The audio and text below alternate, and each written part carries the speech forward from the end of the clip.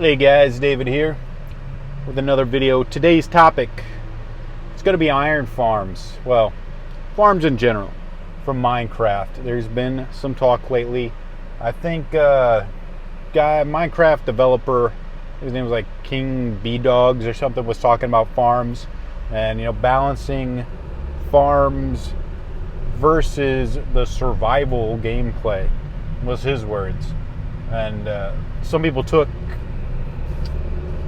I don't want to say offense, but I had a problem with him calling it survival, and I agree with that. It's because, basically a lot of farms, tech players that make these farms are survival players. That's actually kind of one of the challenges, or the reasons you build these farms is because you're not in creative, you don't have infinite resources, so you have to man up with the different ways of gathering resources in the most efficient manner possible. And that is kind of one of the fun challenges of survival. If you want to build these massive structures or these massive projects, you need to figure out ways to farm the materials efficiently, and it's a lot like a puzzle. It's an interesting challenge, an interesting problem to overcome. So I call it hunter-gatherer. That's what I call it. When you're sort of like gathering the resources yourself, mining, exploring to find different things. I think that's, kind of the gameplay that he's originally talking about, that he wants to try and balance against some of the farms in the games. And really, I think the biggest one is the iron farm, probably the biggest offender, or at least, the most prevalent is the iron farm, because iron is a huge part of the game, used in so many things, especially among tech community, automation. Iron is huge. Hoppers, pistons, mine carts, hopper mine carts. They combine both of them. It's used in a ton of different things. So it's a necessity for them to really scale up. They need, an infinite, somewhat automated source of iron. And, iron farms help do that. It helps people, that want to play the game that way, that need to scale up that way. And, people have talked about this already, but what I want to mention or, add to this is when you look at hunter-gatherer societies in real life, that they're very primitive.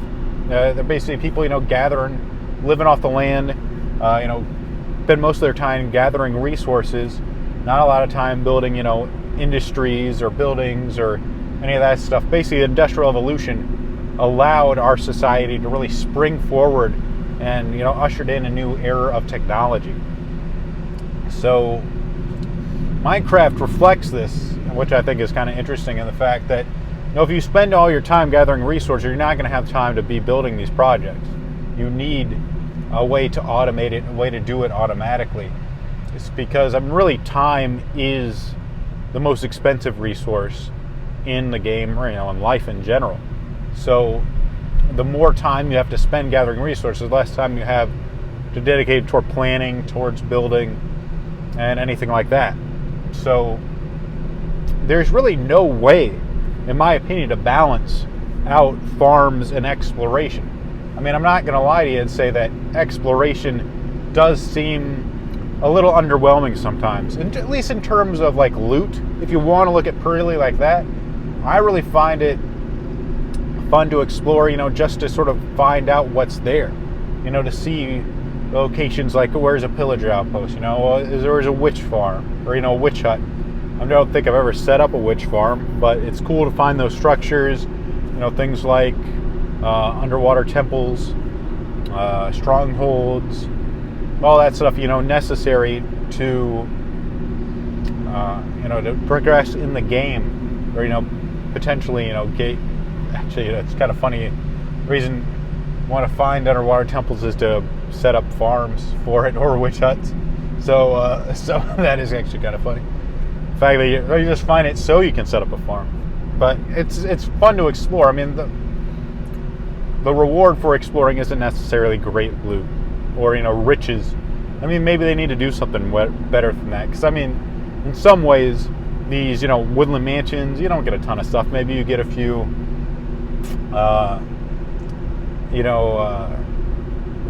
Totems of Undying. You could, I guess, get a few of those axe guys. What are they? Vindicators? That don't despawn.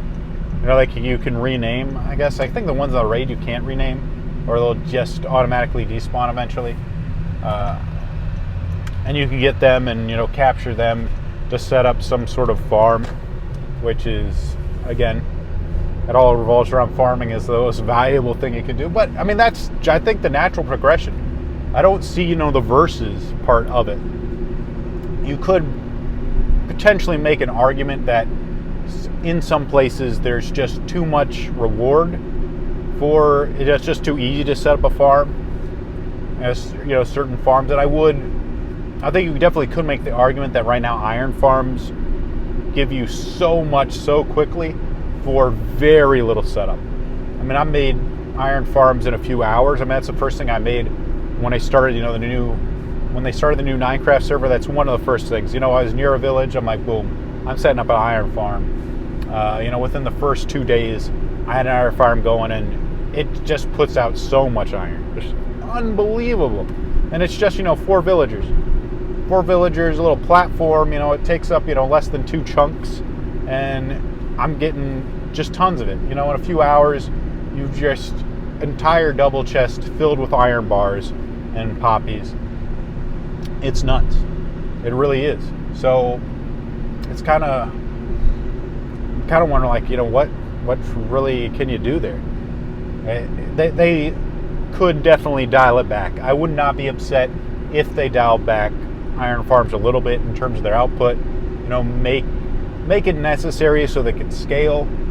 I mean, I will say that the sort of mechanic of you scaring the village, exploiting villagers to aim to spawn iron golems is kind of weird.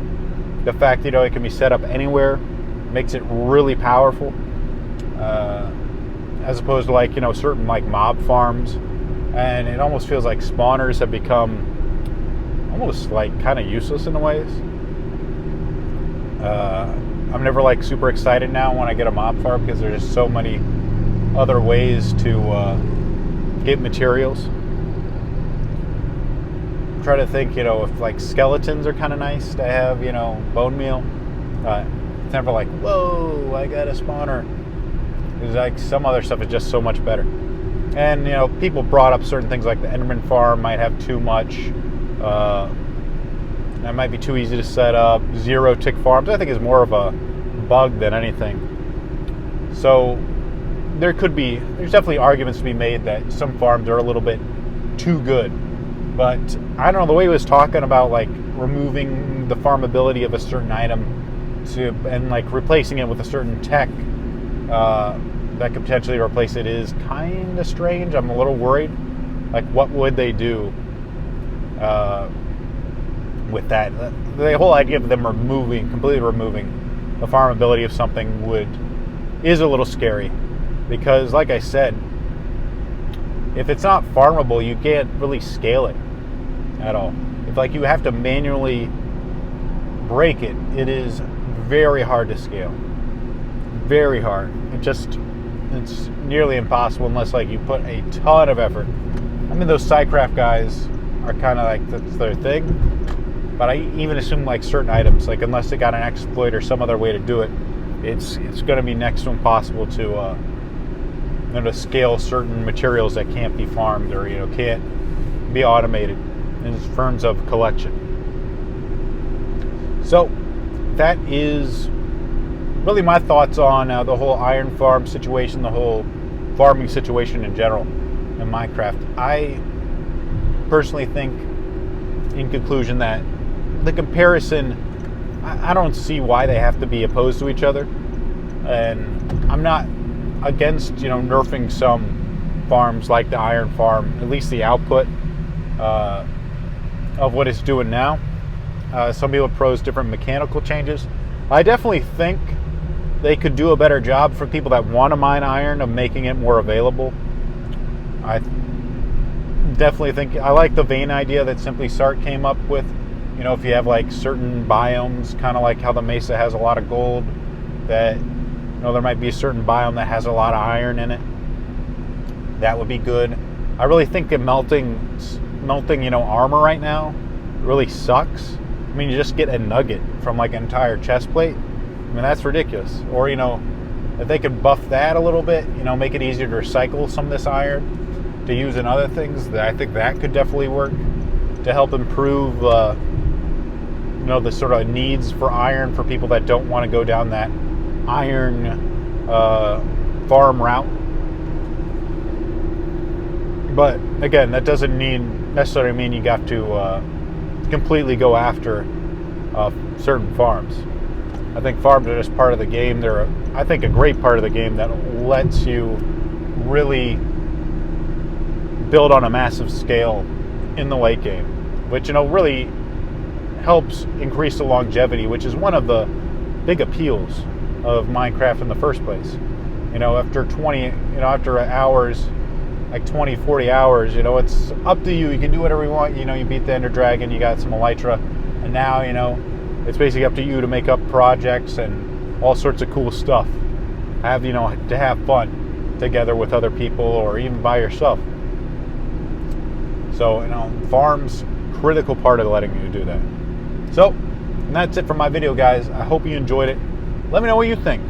If you know you're playing Minecraft, you have an opinion on farms, you know, iron farms, or, you know, just any farm in general, you know, and then, you know, the idea of farming versus exploration. Because I will say that exploration sometimes can feel a little unrewarding. So, bye guys, I'll see you later.